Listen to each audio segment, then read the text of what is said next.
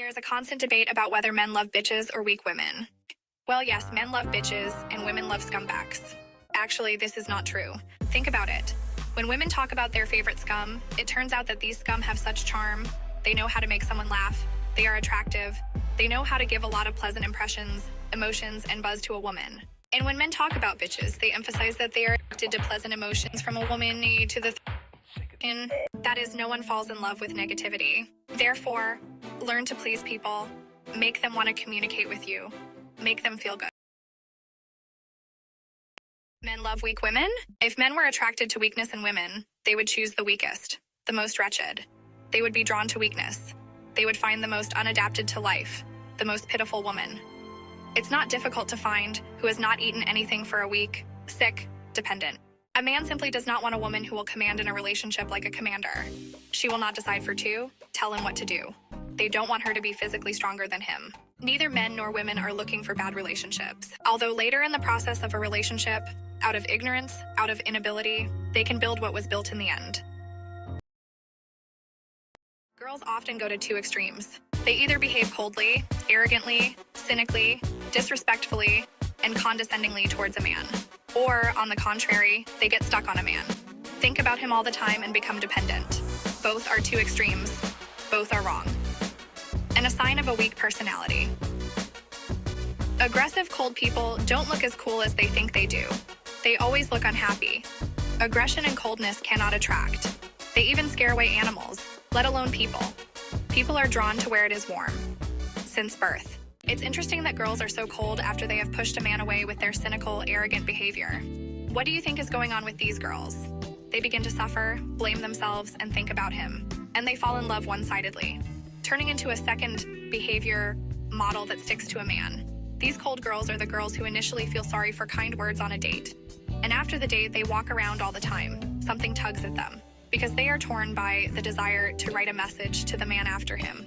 We had a great evening, or call. Why? Because she feels that she didn't give enough. She took a kind attitude, but did not give enough in return. And the understatement gnaws. And after such a cold, a man is usually not very interested in communicating. Girls constantly come to me for consultation, who say I behaved stupidly, I was very cold, I didn't pay attention to the guy, I pushed him away with my prejudiced attitude, help me get him back. Let's imagine the following situation. You came to an event where all the men were awesome, as if they were a good choice, but they are all cold towards you. They don't notice you, like this cold girl on a date who pushed the man away. And then one of them, out of all this half of handsome men, one, very attractive too, begins to look at you every minute and smile at you. Question: which of all these men would you like? Which of them seems the cutest, most beautiful, and attractive to you? The one who is warm with you, the one who pays attention to you, smiles at you with his warm and joyful smile. You understand that cold beauty is like ice. It does not attract. You are not attracted to these cold men. What makes a person attractive to you? It's his smile and openness. Everyone likes people who are open, welcoming, friendly, who treat you with sympathy, but who are not sticky, who do not stick to you even in their thoughts. Why do people fall in love with girls like these? Firstly, they are very different from all the others.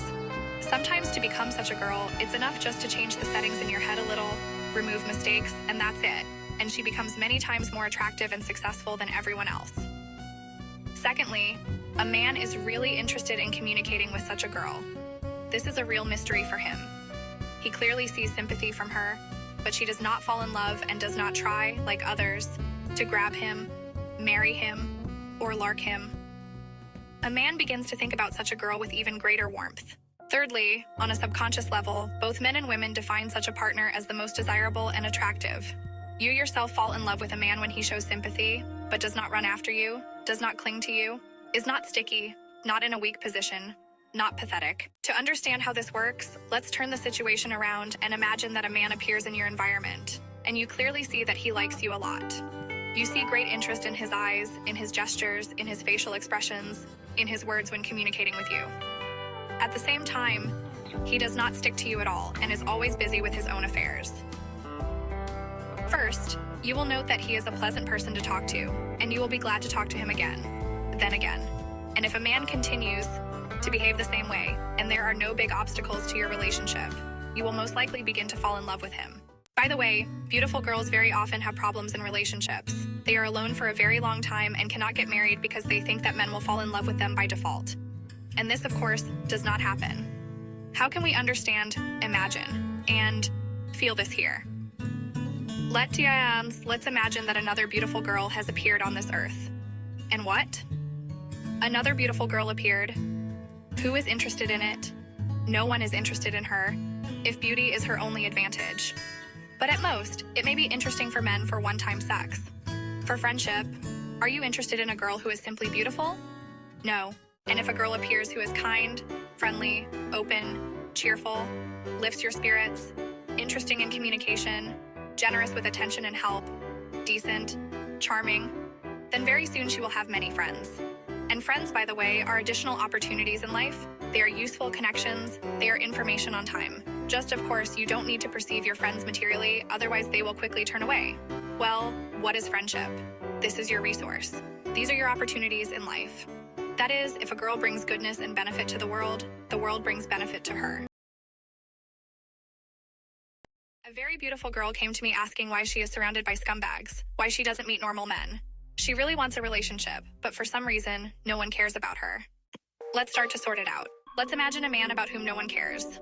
Although he is very handsome, a heavenly handsome man, unearthly beauty, but for some reason, women after communicating with him turn into the same scumbags, begin to ghost him, and everyone has a desire to mock him. Look, if you come across one scumbag in life, yes, let's put him in quotation marks, this is one situation, but when everyone around, all men, all women turn into scumbags, this is already a problem of this girl. We begin to figure out with her what it is that you can so quickly turn worthy men into scumbags. Because with someone they are worthy.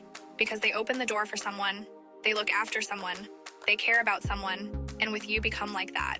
And then she told everything, said that she really has excessive vulnerability and touchiness, and she is trying to decompensate for this, getting into an aggressive pose, and immediately begins to communicate with the man with sarcasm, with irony, laughing at him.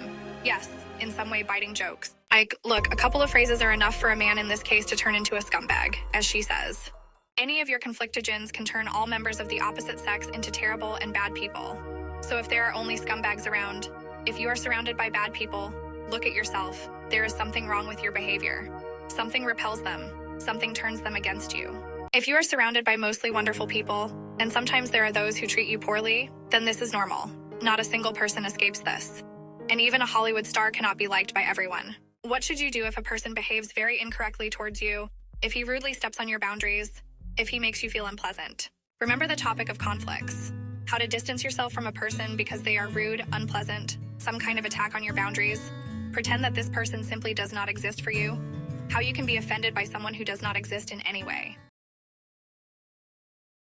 The girl tells me, I write to the man, asking how he spent his day, because I read somewhere that men love care, warmth, and support. The girl is in a strong love addiction. The man practically does not respond to her. What did I reply to her? He will soon disappear altogether. You will soon not see him at all. He will not even respond to your message anymore. Men love care and warmth. This is the other side of the same disrespect as rude men only love sex. This is a manifestation of disrespect. The same disrespect for the individual, that men cannot live without womanly care, as they call the care of an unloved woman. Men, these are the men who, even at the age of 6 and lower, shout at their mother, don't support me. I'm a grown man. I'll put on my hat myself. I'll take a walk myself. Don't hold my hand. This is them, and they grow up so worthless and vulnerable that they need the support of any woman?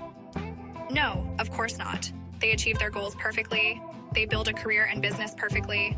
They go towards their goals without any support. They have enough strength for this.